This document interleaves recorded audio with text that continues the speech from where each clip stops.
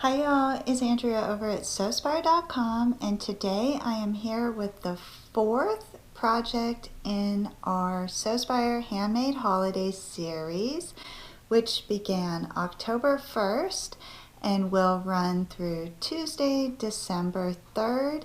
If you are just joining us, I will put links down below in the details for you as to how you can find those first three projects. Today we are going to be making a slip cover for a weighted blanket insert. If you are not familiar, the weighted blanket is all the rage right now. So the weighted blanket is just as the name implies, weighted. And this one here is 12 pounds. The one we're going to work with is a lap size version, and it is only 6 pounds.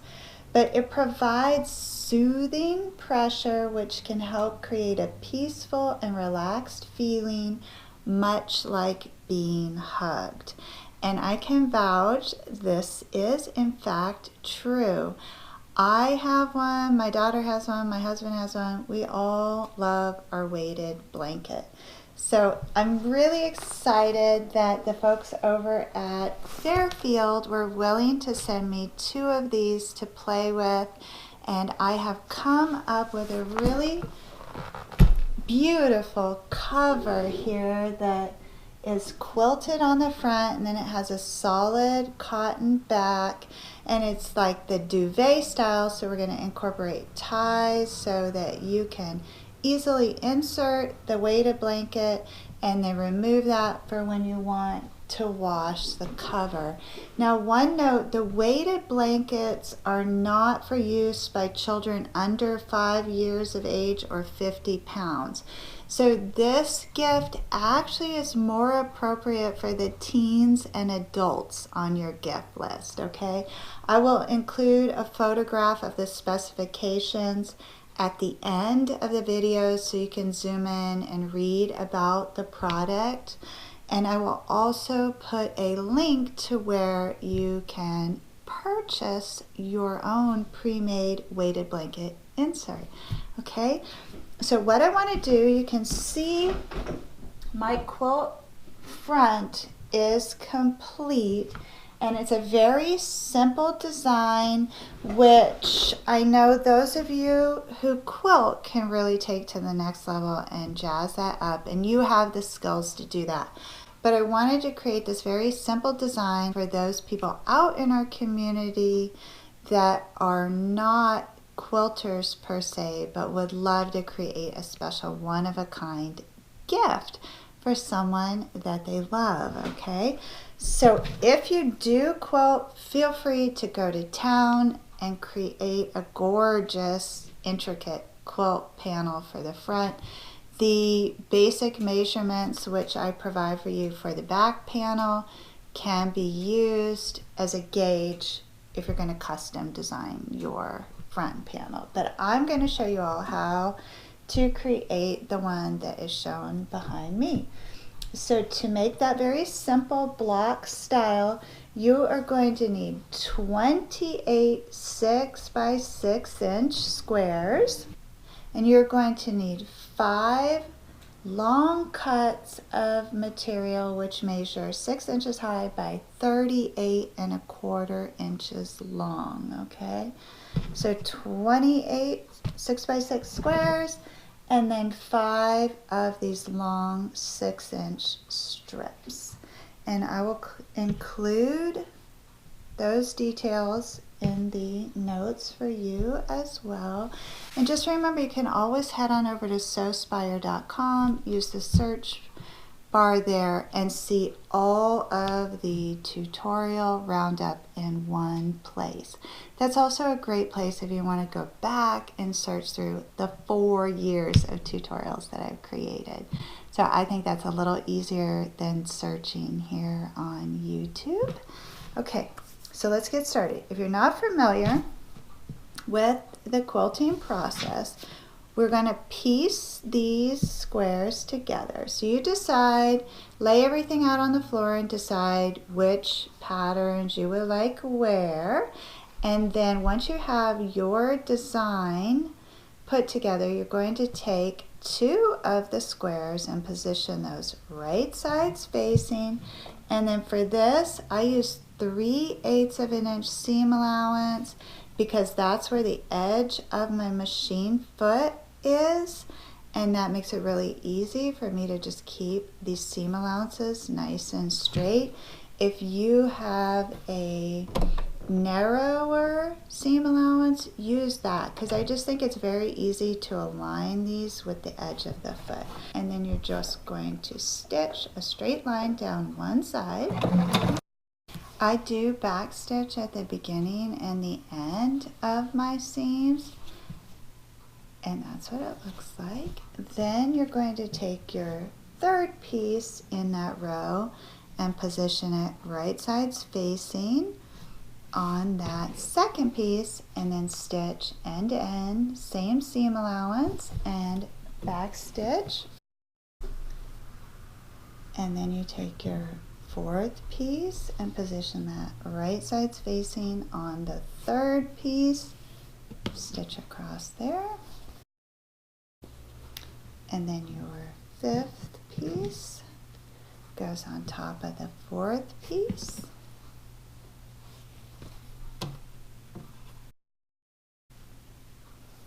And your 6th piece goes on top of the 5th piece. And then your final piece, the 7th piece, goes on top of the 6th piece. And that's how you'll craft your 4 patchwork rows. Go ahead and press your seams open or flat. The choice is yours. After you've crafted your 4 patchwork panels, you will stagger your solid cuts with your patchwork cuts, and you're going to construct that in the same way. Position that solid cut right sides facing with your patchwork panel, and then using 3/8 of an inch seam allowance and back stitch at the beginning and the end, you will join those 2 rows.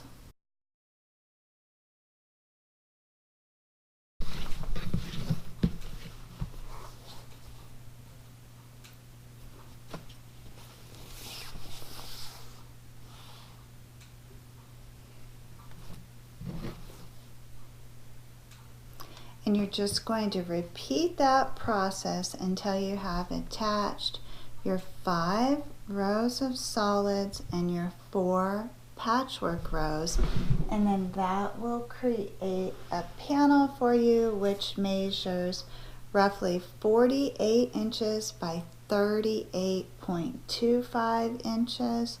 No worries if you're off slightly either way on that, okay? Then you're going to go ahead and take that completed quilted panel, press the front nice and flat, and cut out a like size piece of quilt batting. And then you will run a few rows of stitching down your patchwork panels in order to attach the front of your cover to that batting, all right? And when I take down the panel, I will show you what the back side of that looks like with the batting. The other key benefit of attaching the batting to the back of this is it's going to hide all of these seams and offer you a little more stability when it comes time to wash this cover, okay? So you go ahead and proceed with crafting the front panel, and I'm going to show you what to do after you get that gorgeous front panel done. So the back of this cover is crafted from one solid cut of cotton fabric, which also measures 48 by 38.25 inches. Along that 38.25 inch side of the backing, you are going to press over a 1/4 inch hem twice, so fold over a 1/4 inch, press, and then fold it over one more time. And I have an open hand here that I can show you what that looks like. And then we're going to craft some ties which will be sewn in to the short edge underneath of that hem. All right, so I want to show you how to craft the ties. You're going to have 2 of these long cuts of fabric which are 42 inches by 3 inches, and you're going to press that right sides facing long ways and then just stitch using 3/8 of an inch seam allowance down that open raw edge there.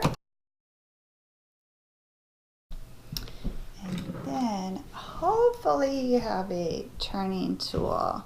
This is one of my absolute favorite tools because otherwise you're stuck using a large safety pin to turn this right side out. How it works is you insert the PVC tube there, and then you just feed that all the way to the top of the tube.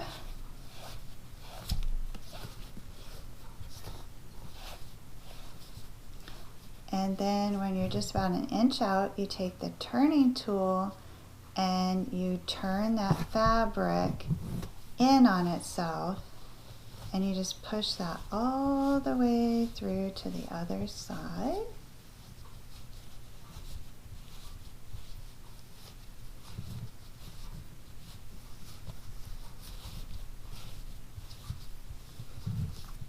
And then once you come out the top, you can grab that stick and voila, you have turned your ties without poking yourself and without losing that safety pin on the inside. Absolutely, positively love this tool. It's by Dritz, and I got mine at Joann many years ago.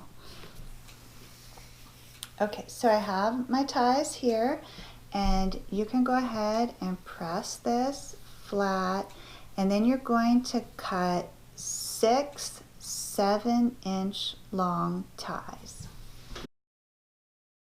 Okay, I have my 6 ties cut. At one end, you're going to fold that over a 1/4 inch twice, and then just hem that, and you'll do that for all 6 ties just at one end.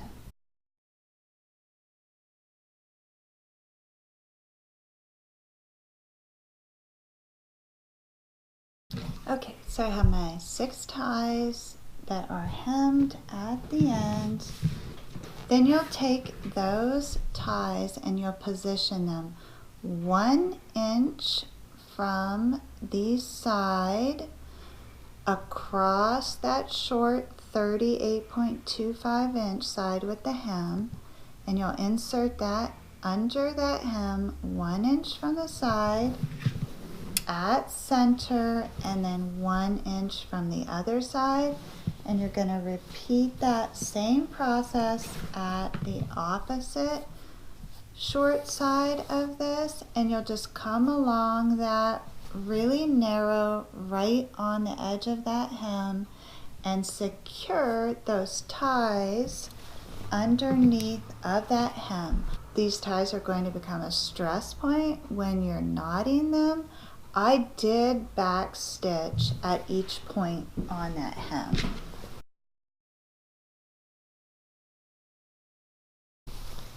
Okay, so now at both of the short sides, I have secured the raw edges of my ties underneath my hem, and then the finished edges are hanging down there. So the back side of this cover is complete, and now I need to bring down the quilt panel. I'm going to show you what the back of that looks like with the batting on it, and I'm going to show you how to finish the short edges and attach your ties to that as well. Here is what the back of that looks like. with the batting attached. So what I did is I crafted some patchwork binding here. I did not cut this binding on the bias because I just need to cover 2 straight edges, so I'm not going to be incorporating any corners, so it was not necessary to cut that on the bias. So I was able to just take various 3-inch wide lengths of fabric, stitch those together until I had an 80-inch strip. I cut that in half to create 2 48-inch trim or binding pieces, and then I took that, and just like I do the straps, I pressed it in half long ways, opened that up and brought those raw edges inward to meet on the center press line, and then folded that over and pressed one more time. Then I took the top short edge of the quilt panel and sandwiched that in between that binding to finish those short edges. And I have that all pinned in place, and you can see how that looks. It covers up all of the raw edges at the top. The only thing I need to do now is position my ties along that back edge underneath that trim, approximately an inch in from the right and the left hand sides, and then right at center. And then I'm going to top stitch right down the center of this binding, then continue all the way down the row to attach the ties and the binding to this quilt panel, and I'm going to repeat that process for the remaining short edge.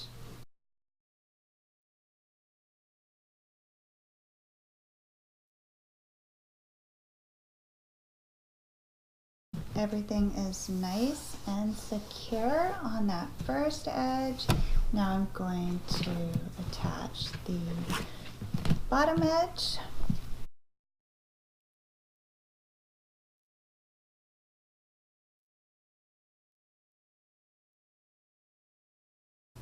Okay, I've made it all the way across that second edge. So now I have my front quilt panel here with the batting and 6 ties attached underneath that top binding. And now what I need to do is bring over the backing for this, and because the short ends are going to remain open and will be closed with the ties, much like a duvet, all I need to worry about doing is lining up one long edge, because the short edge is already finished. A lot of times when amateurs like myself try to quilt, there will be a difference in the panels as soon as you quilt those. And that's because all of the seams and the batting and the stitching will shrink this quilted panel. But I have an easy peasy fix for that, again, because the short ends of this are open. So the only thing you need to do right now is line up your long ends on one side only, right sides facing.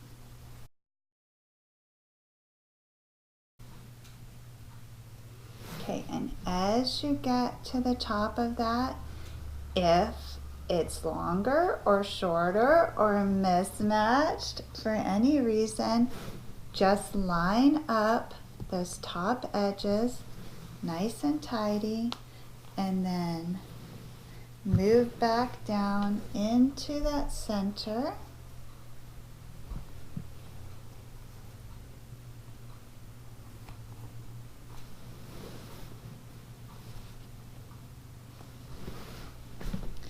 And right at center, you're just going to take a pleat. And this happens to be right in the center of one of the solid panels, so it is not going to impact your design at all. In fact, this is what we're calling a design element. Cringe, real quilters, I know. But chances are, if you made it this far into the video, you probably like me anyway, so you're gonna understand that sometimes you just need to do things that easy way, right? Okay, so here's what it looks like. There, my little pleat right in the center of the long side of this. It's along one of the solid strips. No one is going to notice. Then I'm going to come along the other side and I'm going to do exactly the same thing. I'm going to begin by aligning those top edges nice and tidy, and then working my way down. And then once I get close to the end there, I'm going to align that top edge, pin it, and then come back down to see what I am working with and how much excess I have. The only thing you might want to do is make your pleats go in the same direction. And then try to make them about the same size as well. Okay, now all I have to do is stitch up these long edges.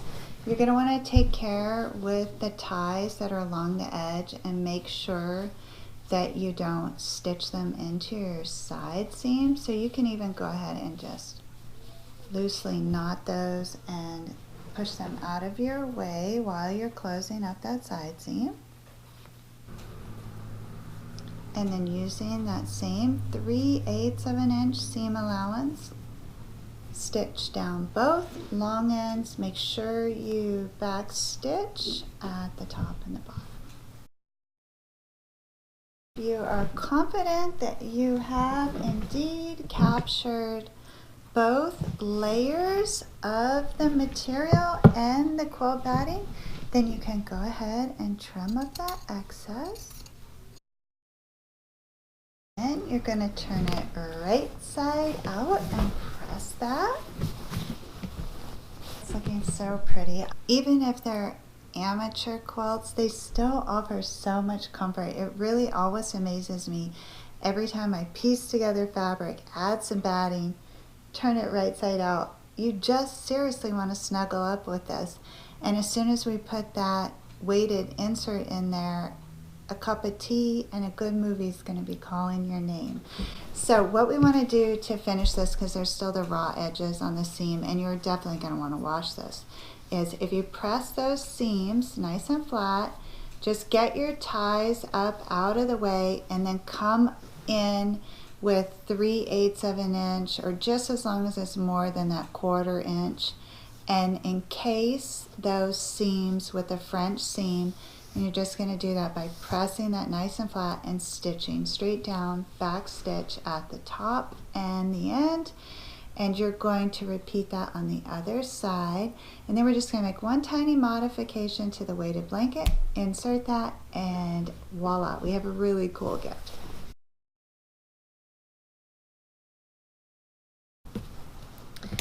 Okay, I'm getting really excited. Oh, I just love these colors. It's so pretty. All right, I just want to show you how to slightly modify this insert. Okay, so remember, this is for the 6-pound Poly-fil weighted blanket insert, which is not for children under the age of 5 or 50 pounds, okay? So make sure that you take a second and review these instructions and safety warnings, which I'm going to include at the end of the video. So when you get your lap size 6-pound weighted insert, you're going to notice that there are these pre-attached loops here, which, much like a duvet, you would create ties and then thread them through. Well, they're very narrow, and so there's no way my thick decorative ties are getting through there. So what I did was attach a 3-inch folded piece of 1/4-inch elastic along the same points that they have the ties on the short ends. So 3 pieces of elastic on each short end, and I will demonstrate how to do that. It's just 1/4-inch ribbed elastic, 3 inches, fold that in half, and then take those raw edges and position them right on top of their binding. You don't want to go down into the blanket because then you might catch the fill with your needle, and you don't want to do that, nor do you want a hole in the blanket. So stitch right across with several back stitches at the same point that they have their tie attached. Okay, so I have my 6 little elastic loops attached there. I'm just going to clear some space so I can fit this blanket inside the cover.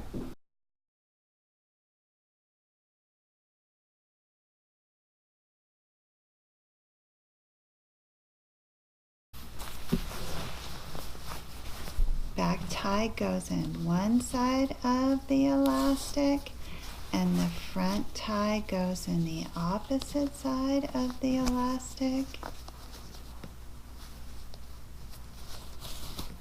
And then you go ahead and tie your little knot.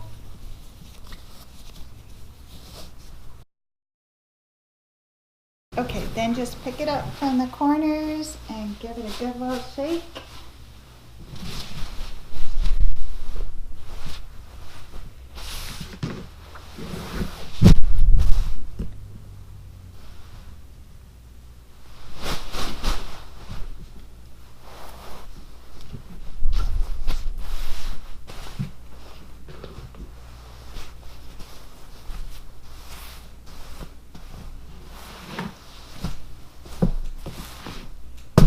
This is just the smaller lap one, and it already looks like an amazing gift.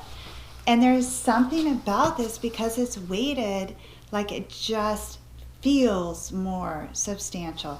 So if you wrap this up and someone has the absolute pleasure of opening that up, seeing all these colors, and then holding that, maybe there's a little note if you're not there with them to let them know. You could include this product packaging with it so they know to remove the insert and how to care for this.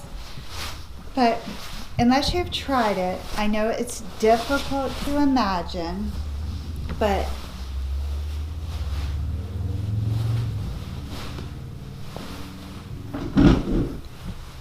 it's heavy, but not too heavy, and it really is like a hug.